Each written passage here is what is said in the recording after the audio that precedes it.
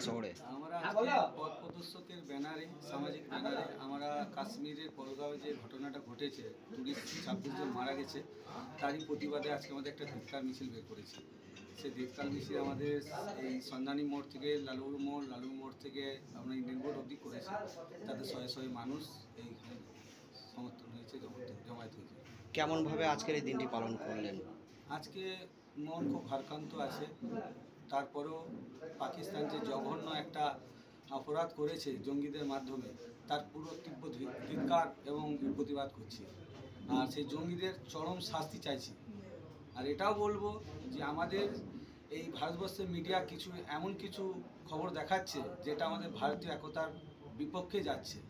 আজ আমরা 22 তারিখ যে কাশ্মীরে জঙ্গি হামলা হয়েছিল তার প্রতিবাদে আমরা আমাদের বীরভূম পথপ্রদর্শক নাগরিক মঞ্চ থেকে একটা প্রতিবাদ মশাল মিছিল বের করেছিলাম সাঁইথিয়া হাটতলা থেকে সন্ধানী মোড় পর্যন্ত, এবং তারপর আমরা ইউনিয়ন বোর্ড মোড় পর্যন্ত যাই। আমরা ছিলাম হচ্ছে পথপ্রদর্শকের প্রায় 200 জন সদস্য আমরা উপস্থিত ছিলাম।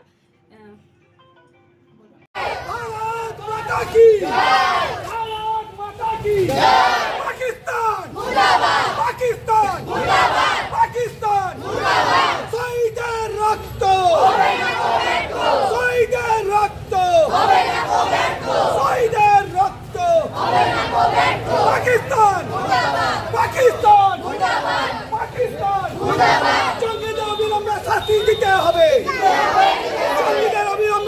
দিতে হবে।